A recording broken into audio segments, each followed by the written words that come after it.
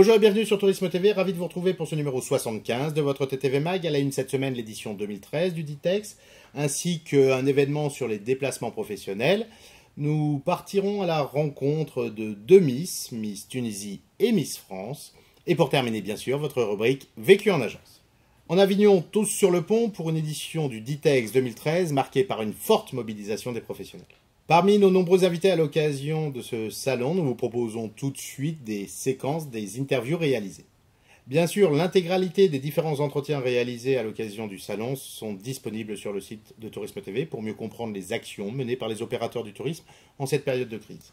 Nous avons le plaisir de rencontrer Lydia Mellet, la nouvelle directrice commerciale de Kioni France, une société qui vient d'être rachetée par une partie de ses salariés. Madame, bonjour, ravi de vous accueillir sur Tourisme TV. Quel impact cette nouvelle formule de Kioni va-t-elle avoir pour les agences de voyage?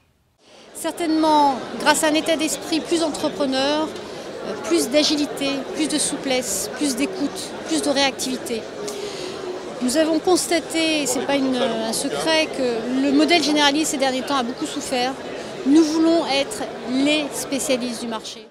La PST tiendra son assemblée générale le 17 avril prochain. Raoul Nabet, son président, incite notamment l'ensemble de ses adhérents à voter avant cette assemblée. Faisons un petit point avec lui tout de suite. Alors effectivement, cette année, nous avons, comme chaque année, un renouvellement des membres du bureau. Donc un vote pour les administrateurs, d'une part, et d'autre part, le renouvellement pour 3 ans de tous les délégués régionaux.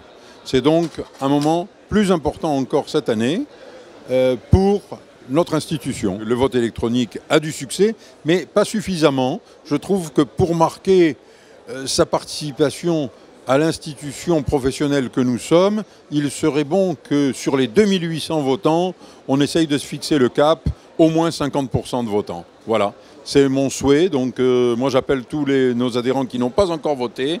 En 2 clics, on se connecte, on a son login, on le reçoit régulièrement, on se connecte, on vote et on a participé. Voilà, et rendez-vous le 17 avril pour notre assemblée générale. Richard Vainopoulos, le président du réseau Tourcom, nous a accordé un entretien afin d'évoquer la signature toute fraîche d'un nouveau contrat avec le tour opérateur Nouvelles Frontières. Oui, aujourd'hui nous avons signé avec Nouvelles Frontières un partenariat sur la distribution des brochures Nouvelles Frontières à usage quasi exclusif. La valeur ajoutée, c'est des produits nouveaux, c'est-à-dire des circuits vraiment de haute mesure, des séjours en club, également des produits sur le balnéaire Méditerranée. Donc ça va permettre aux agents de voyage de proposer plus de produits adaptés à la demande du consommateur aujourd'hui. Et évidemment, la marque Nouvelles Frontières est une marque reconnue en France, donc c'est quand même un élément supplémentaire positif pour le réseau. Carole Pellissère, la directrice générale de Plein Vent, nous a accueillis sur son stand comme chaque année. Carole, ravi de vous retrouver. Alors pourquoi avoir mis en avant la Grèce cette année ? Alors le choix de la Grèce s'est fait l'année dernière, essentiellement avec le lancement des nouveautés que nous avons mis en place grâce au vol du groupe Fram, puisque vous savez que nous appartenons à Fram. Et là, ça a été un succès fou, parce qu'en effet, la désertion des pays, malheureusement, tunisiens et égyptiens, a fait qu'il y a eu un report sur les destinations Grèce. Et nous avons quand même la chance d'avoir plusieurs axes. On a la Crète, on a Corfou, on a Kos, on a Rhodes, donc c'est quand même des gros axes grecs. Retrouvons maintenant l'organisateur d'un salon heureux, Jean-François Alexandre, cette 9e édition du Ditex. Comment finalement peut-on la qualifier ? C'est l'aboutissement de la rencontre entre un marché, celui du sud de la France, et des fournisseurs qui sont pour l'essentiel descendus de Paris. On a dépassé le stade de la pure technique du salon, une sorte de magie qui est le mix entre le salon et la convivialité. C'est pas un workshop, c'est pas un salon, c'est ce qu'on pourrait appeler un work-long pour employer un néologisme pas très élégant, mais c'est ce qui fait la spécificité du Ditex et qu'on trouve nulle part ailleurs. Autre domaine, le voyage d'affaires avec 2 salons associés organisés par le groupe Réunir. La concomitance de ces 2 événements n'est pas forcément une bonne chose pour les exposants qui travaillent simultanément sur le marché de l'agrément et sur le marché du voyage d'affaires. Certains s'en sont plaints clairement. Nous avons eu le plaisir de rencontrer Caroline Moulin-Schwartz, la directrice du salon du Marketplace des déplacements professionnels. Madame, bonjour, ravi de vous accueillir sur Tourisme TV. Combien de visiteurs attendez-vous pour cette édition 2013 ? Oui, 2500 visiteurs sur 2 jours, avec un programme de conférences extrêmement complet, justement où on délivre pas mal de chiffres sur le marché du voyage, puisque comme vous le savez, nous sommes en temps de crise et que dans les entreprises, les voyages professionnels sont plutôt restreints, ou en tout cas, on va dire, même si la volonté de les restreindre n'est pas là, en tout cas, il y a une réelle volonté d'optimiser les coûts. Et c'est tout l'objet et l'intérêt du Marketplace cette année. Plus qu'une destination, cette semaine, nous vous proposons un véritable enchantement, la rencontre de 2 Miss. L'élection de Miss Tunisie s'est tenue le week-end dernier à Tunis, où une grande partie de la population, rappelons-le, vit un quotidien qui n'a rien à voir avec l'image véhiculée, notamment en France. Gardons à l'esprit que de nombreux professionnels du tourisme attendent avec impatience le retour de la clientèle française dans leur pays.